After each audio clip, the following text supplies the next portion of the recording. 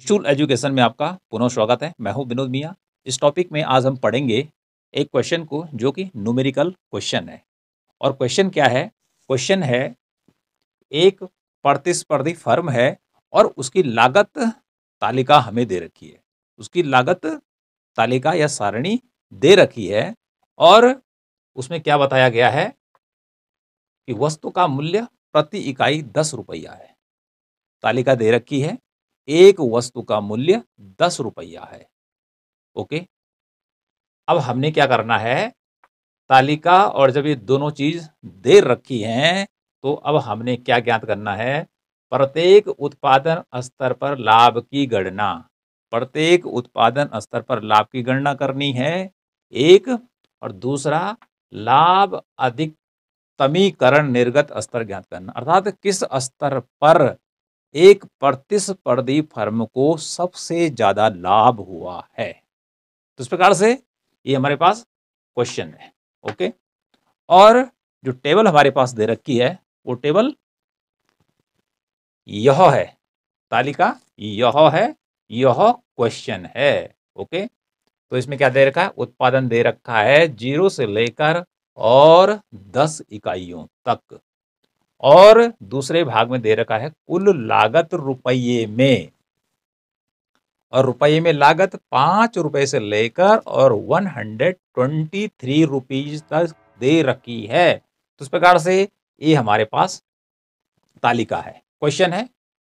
और इसके द्वारा हमने क्या ज्ञात करना है, लाभ अधिकतमीकरण, अर्थात फर्म उत्पादन के किस स्तर पर सबसे ज्यादा लाभ प्राप्त करती है। और साथ में हमने उत्पादन के प्रत्येक स्तर पर, अर्थात 0 पे, 1 पे, 2 पे, 3 पे, अर्थात प्रत्येक की गणना अलग अलग करनी है। और कीमत हमें दे रखी है क्वेश्चन में, जैसे कि मैंने आपको बताया कि एक इकाई या एक वस्तु की कीमत 10 रुपए दे रखी है। ओके। तो इस प्रकार से ये हमारा क्वेश्चन हो गया। अब हमने क्या करना है, क्योंकि एक और दो दो कॉलम तो हमें दे रखे हैं, अब हमने यहां पर 3 कॉलम आंसर में यहां बनाने हैं। तो इस प्रकार से आंसर के लिए आप क्या करेंगे, या इस तालिका को हम सॉल्व इस प्रकार से करेंगे। सबसे पहले लिखेंगे उत्पादन, दूसरे में लिखेंगे कीमत रुपये में, तीसरे में लिखेंगे कुल संप्राप्ति रुपये में, चौथे में लिखेंगे कुल लागत रुपये में, और पांचवें में लिखेंगे लाभ रुपये में। तो उत्पादन के नीचे क्यू लिखा है, क्वांटिटी, रुपये में ये रुपए का सिंबल है, टीआर अर्थात टोटल रेवेन्यू, यहाँ पे टीसी टोटल कॉस्ट, और लाभ ज्ञात करने के लिए क्या करना है, टीआर में से टीसी को हमने क्या करना है, माइनस करना है। तो बहुत ही सरल क्वेश्चन है, दिखने में तो जटिल लग रहा है लेकिन इसको सॉल्व करना बहुत सरल है। तो इसके लिए आपने ये 5 जो कॉलम है तैयार करने हैं। अब इसके बाद क्या करना है, उत्पादन क्यू, क्योंकि ये उत्पादन दे रखा है तो 0 से लेकर और 10 तक हम यहां लिख देंगे। ओके। अब यहां पर जो अगला कॉलम है वो नहीं दे रखा है, तो यहाँ पे बनाना है हमने कीमत का रुपये में। और कीमत क्या बोला, दे रखी है यहाँ पर कीमत, वस्तु का प्रति इकाई मूल्य 10 रुपये है। तो आपने प्रत्येक उत्पादन के स्तर पर 10 के आगे 10 लिखना है, सब जगह आपने 10 10 10 10 लिखना है, क्योंकि वस्तु का जो मूल्य है वह एक समान है। क्योंकि पूर्ण प्रतिस्पर्धा में किसी भी वस्तु का जो मूल्य होता है, चाहे एक वस्तु बेचो और चाहे तुम 1 लाख वस्तु बेचो, मूल्य एक ही रहता है। तो यहाँ मूल्य हमें दे रखा है 10 10 10 10। ओके, यहाँ 10 लिखेंगे। अब यहाँ पे आ गया कुल संप्राप्ति, टोटल रेवेन्यू।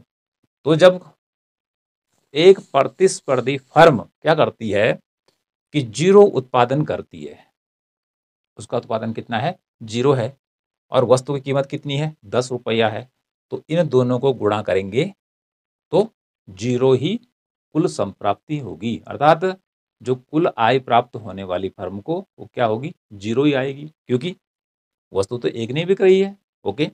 अब क्या करना है कि कुल संप्राप्ति उत्पादन की 1 इकाई पर, 2 पर, 3 पर, 4 पर, 5 पर, प्रत्येक की जो गणना है वो अलग अलग करनी है। तो इसलिए इन दोनों को गुणा करना है।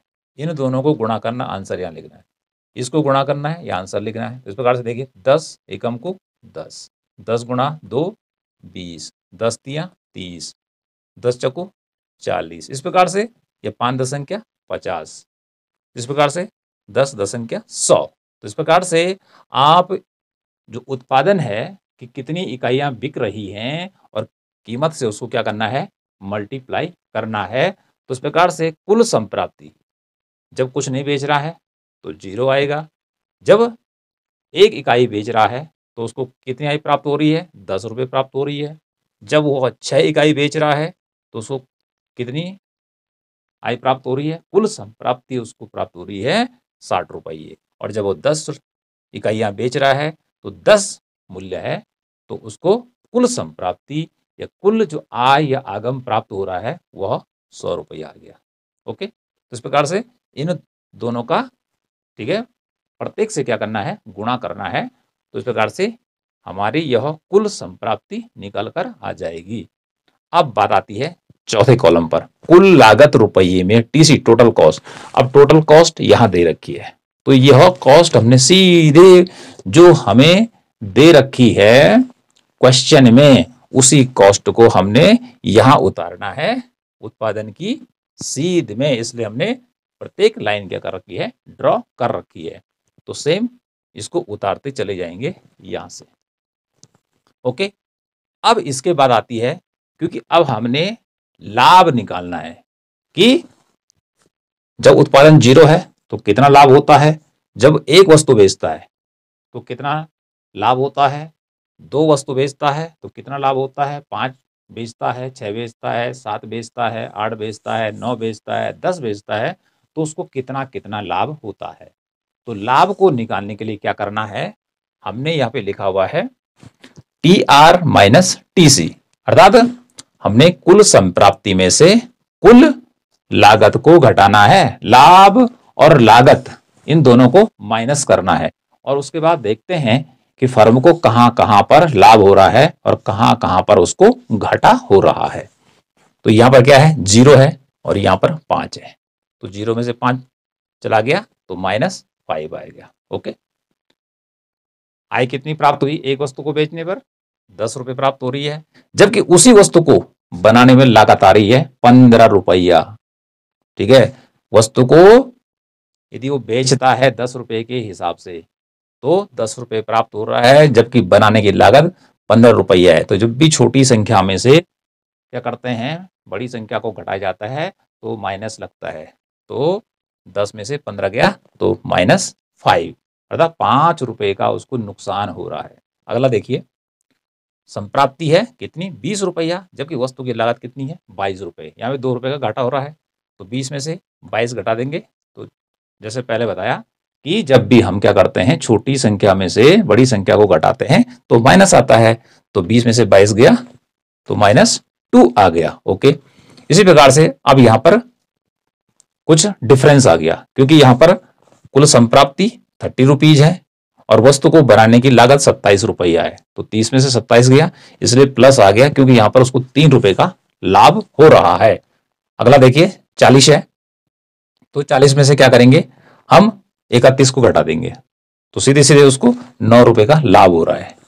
अगला देखते हैं 50 है, 50 उसको आय प्राप्त हो रही है, जबकि वस्तु बनाने की लागत कितनी है, 38 रुपया है, तो उसको 12 रुपए का लाभ हो रहा है। तो इस प्रकार से हम क्या करते चले जाएंगे, इसमें से इसको घटाते चले जाएंगे।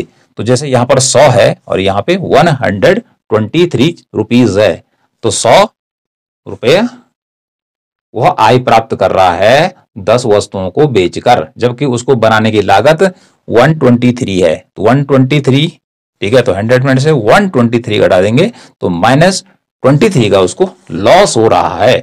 तो यहां पर नजर डालनी है कि जहां जहां प्लस आ रहा है वहां पर फर्म को लाभ की प्राप्ति हो रही है, और जहां पर माइनस आ रहा है वहां पर उसको घाटा हो रहा है। तो यहां पर पूछा गया है कि फर्म को उत्पादन के किस स्तर पर सबसे अधिक लाभ की प्राप्ति हो रही है। ये तो हमने अलग अलग गणना कर दी, लेकिन साथ में यहां पे आ रहा है कि लाभ अधिकतमीकरण निर्गत स्तर ज्ञात कीजिए, कि कौन सा उत्पादन का स्तर है या कौन सा उत्पादन की इकाई को बेचकर या कितना उत्पादन को बेचकर उसको सबसे ज्यादा लाभ की प्राप्ति हो रही है। अब हमें क्या करना है, इस पूरे पे नजर डालनी है। तो आप देखेंगे प्लस यहां पर 12 है, ठीक है।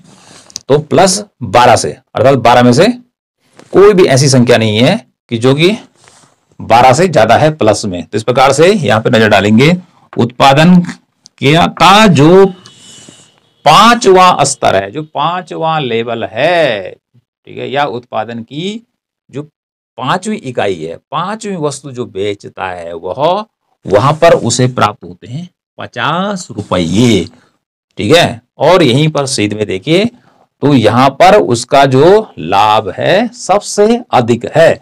तो उत्पादन के कौन से स्तर पर उसका सबसे ज्यादा लाभ है, उत्पादन की पांचवी इकाई को बेचकर, उत्पादन की पांचवी इकाई बेचने पर उसका लाभ सबसे अधिक है। जबकि हम नजर डालते हैं अन्य में कितना है, जैसे 12, यहां देखेंगे 11, 12 से कम है, ठीक है, 7 और भी कम है, बाकी तो माइनस में चला गया, फिर 9 है, 3 है, अर्थात यही उत्पादन का स्तर, अर्थात 5 इकाई बेचने पर ही उसको सबसे ज्यादा क्या होता है, लाभ की प्राप्ति होती है। और यहां पर कुल संप्राप्ति और कुल लागत का जो अंतर है, क्योंकि आय प्राप्त हो रही है 50 रुपया, वस्तु को बनाने में खर्च हो रहा है मात्र 38 रुपया, तो दोनों में से इसको निकाल दीजिए तो 12 रुपए का सबसे ज्यादा उसको लाभ हो रहा है। तो इस प्रकार से ये जो तालिका है यदि हमारे पास आती है तो इस प्रकार से हम अलग अलग अर्थात 1 का, 2 का, 3 का, 4 का, 5 का, 6 का, 7 का, 8 का, 9 का, 10 का, इस प्रकार से हम क्या कर सकते हैं, आंसर निकाल सकते हैं। निकालना बहुत ही सरल है। साथ में क्या होता है, बहुत सारे जो स्टूडेंट हैं वो रुपए के सिंबल को नहीं समझते। तो इस प्रकार से जहां पर हमारा लिखा रहता है, बड़ा लिख लेता हूं कि इस प्रकार से ये हमारा रुपए का सिंबल हो गया, रुपीज, ठीक है। और जब हम रुपीज लिखेंगे तो आगे नहीं लिखेंगे, इस प्रकार से 50 रुपए लिखना है तो उस प्रकार से आ जाएगा 50 रुपये।